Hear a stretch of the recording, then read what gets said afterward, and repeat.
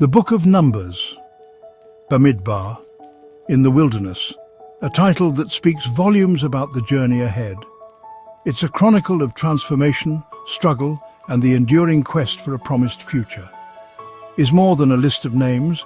It's a vibrant tapestry woven with threads of human experience. It's a detailed record, yes, but also a profound narrative. It's the story of a people forged in hardship, their spirits tested by the relentless sun and the unforgiving sands. Each step is a challenge, each day a trial, wandering between the shackles of slavery and the shimmering mirage of promise. They're caught between what was and what could be. In the desert, every choice matters, every decision carries weight. The stakes are high, and the path forward is fraught with peril. The Israelites are tested not just in body, enduring physical trials, but also in spirit, grappling with doubt and faith in equal measure. This book bridges Sinai's revelation, the divine encounter, and the threshold of the promised land, a land flowing with milk and honey, yet still distant, capturing raw human emotion, the unfiltered responses to a life lived on the edge, fear gripping the hearts of those uncertain about the future, rebellion, a fiery rejection of authority and the established order, faith, a fragile ember glowing in the darkness, and hope, the unwavering belief in a brighter tomorrow. Here, law and order are established, providing a framework for a new society, but the real struggle is internal. Can a nation trust a promise it cannot see, a covenant that demands unwavering belief? The wilderness strips away comfort, leaving them exposed and vulnerable, forcing dependence on a God who leads by cloud and fire, a constant reminder of divine presence and guidance. Numbers is a mirror reflecting back the strengths and weaknesses of humanity, reflecting the challenge of living under a new covenant, learning trust in the unknown, and embracing the uncertainty of the future. The journey is both physical and spiritual, a crucible meant to purify a generation, forging them into a people ready to inherit their destiny. Tribes are counted and organized, each with its own identity and purpose. Banners raised, roles assigned, a clear structure put in place for the journey ahead. Yet, order is soon tested by chaos from within, by dissent and discord that threaten to unravel the fabric of their society. The lesson is timeless. Structure alone cannot sustain a people. It requires more than just rules and regulations. It is faith and collective will that determine destiny, the shared belief in a common goal that binds them together. In the wilderness, the heart of a community is revealed, its true character laid bare in the face of adversity. This is the story of becoming, of a people transformed by their journey through the wilderness, ready to embrace their future. At Sinai, the Israelites receive law, build the tabernacle, and become a nation forged in the crucible of divine encounter. They have been given a framework for life, a covenant to uphold, and a tangible symbol of God's presence among them.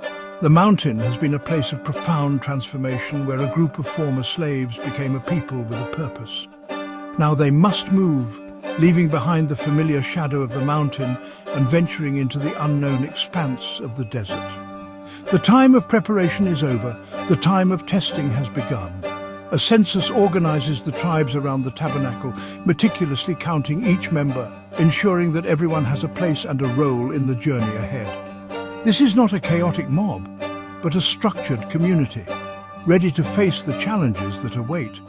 Each tribe is assigned a place and purpose, a specific position in the marching order and around the tabernacle, reflecting the divine order that governs their lives. This structure is designed to provide stability and security in the face of uncertainty. Judah leads the standard-bearer of the tribes, followed by Issachar and Zebulun, each tribe contributing its unique strengths to the collective journey. They move forward with a sense of purpose and determination. Reuben, Simeon, and Gad are positioned to the south, forming a protective flank, ready to defend against any threat from that direction. Each tribe plays a vital role in the overall security of the nation. Levites at the center, carrying the tabernacle, the very heart of their community, the dwelling place of God among them. They are the guardians of the sacred, ensuring that God's presence remains at the center of their lives. Ephraim, Manasseh, and Benjamin are stationed to the west, their banners waving in the desert wind, a symbol of hope and promise. Dan, Asher, and Naphtali bring up the rear, forming a protective rear guard, ensuring that no one is left behind. They are the shield against any attack from the rear. Their journey is guided not by human command, not by the wisdom of elders or the strategies of generals, but by a cloud, a visible manifestation of God's presence, a constant reminder that they are not alone. When it lifts, they march, following its lead into the unknown. When it settles, they camp, trusting that God has provided a safe haven for them. This is a test of surrender, a daily, moment-by-moment choice to relinquish control and trust in a power greater than themselves. To trust a guide they cannot control, a guide that moves according to its own divine purpose, challenging their understanding and testing their faith. Silver trumpets sound, their clear notes echoing across the desert. Banners rise, a vibrant display of tribal identity and unity, and the nation moves out from Sinai, unified and hopeful, a sea of humanity flowing across the desert landscape, driven by the promise of a new land. They leave Revelation behind, the mountain receding into the distance, a reminder of the transformative encounter they experienced. Heading toward fulfillment, toward the land promised to their ancestors, a land flowing with milk and honey, a place of rest and abundance. But the wilderness is a harsh teacher, a relentless environment that strips away pretense and reveals the true nature of the human heart. The order of Sinai will soon be challenged, the carefully constructed structure tested by the pressures of the desert, the unity threatened by internal strife, by fear and frailty, by the limitations of human nature, by the doubts and anxieties that arise in the face of hardship. The journey begins with hope, with the promise of a better future, with the belief that God will lead them to victory. But the real test lies ahead in the daily grind of survival, in the constant struggle against the elements, in the ongoing battle against their own weaknesses. In the desert, unity is fragile, easily broken by hunger, thirst, and the constant pressure of survival. The march from Sinai, this grand exodus from the mountain of God, is the start of a deeper struggle. A battle not just against external forces, but against the internal demons of doubt, fear, and selfishness. The wilderness will expose the hidden flaws and weaknesses that lie beneath the surface of their carefully constructed order. What structure cannot contain? The raw, untamed aspects of human nature that threaten to unravel the fabric of their community. The true journey is just beginning, a journey into the depths of their own hearts, a journey that will test their faith, their courage, and their commitment to one another. The initial unity, the shared purpose that propelled the march forward, begins to fray at the edges. The bonds that held them together, forged in the fires of liberation, are now tested by the harsh realities of the desert. The unified march, once a symbol of hope and determination, quickly dissolves into a collection of individuals, each grappling with their own doubts and fears. The people complain about hardship, the relentless sun, the scarcity of water, the endless expanse of sand that stretches before them. Their voices, once filled with songs of freedom, are now laced with frustration and discontent. They complain about manna, the miraculous bread from heaven that sustains them, yet fails to satisfy their deeper longings. They yearn for variety, for the flavors and textures of the life they left behind. They complain about the lost comforts of Egypt, the familiar tastes and routines, the perceived security of their former lives, conveniently forgetting the chains of slavery that bound them.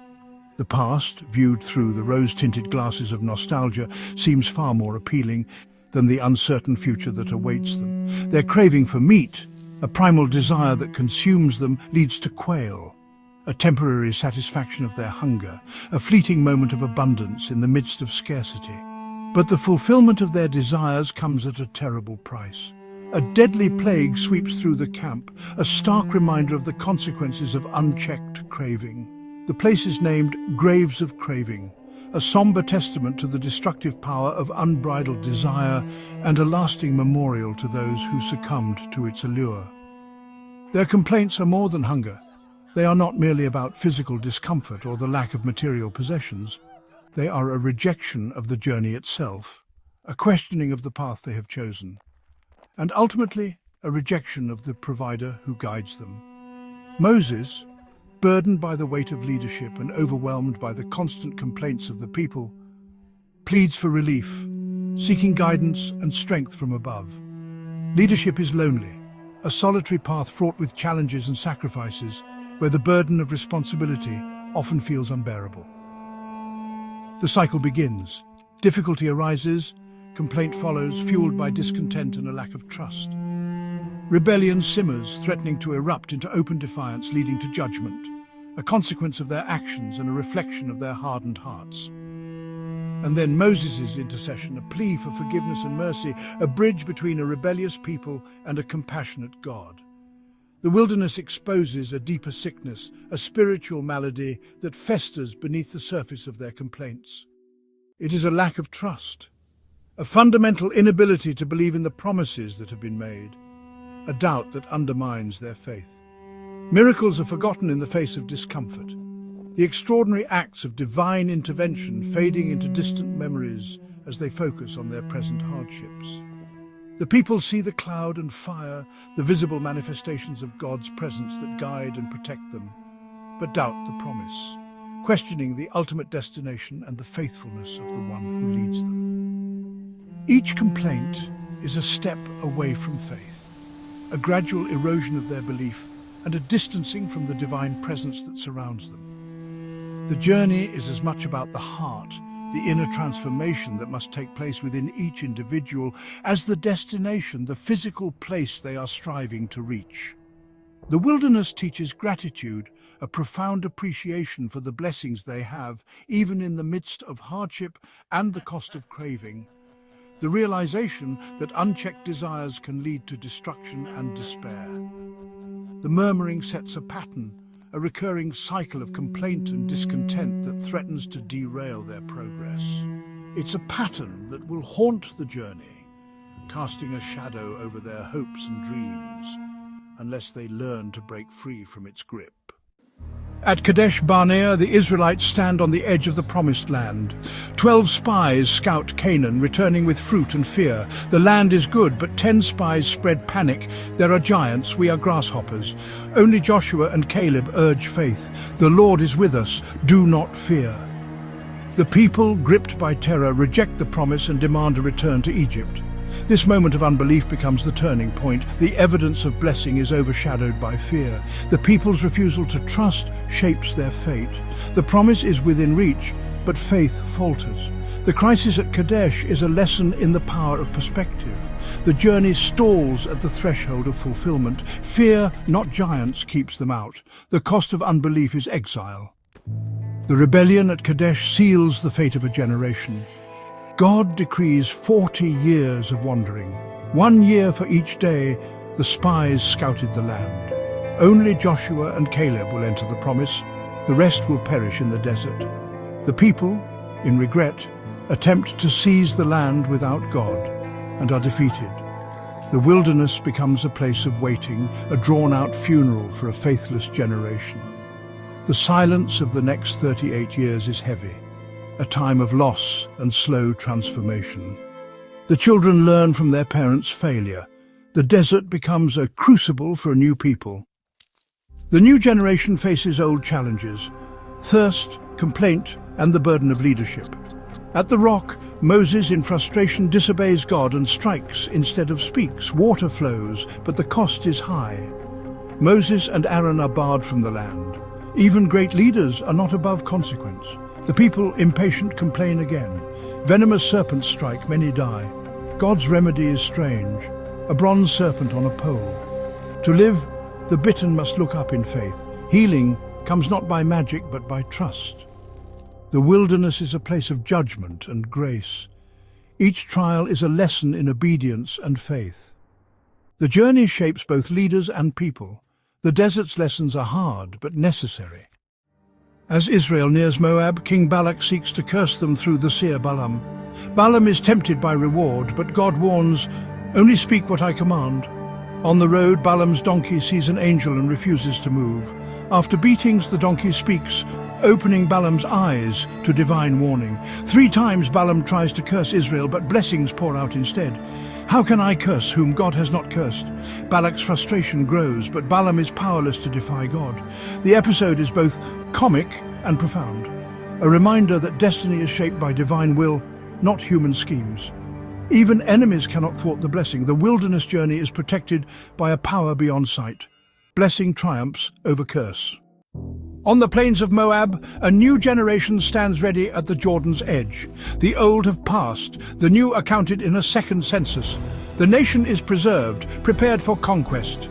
Laws are refined for life in the land, inheritance, justice, and community.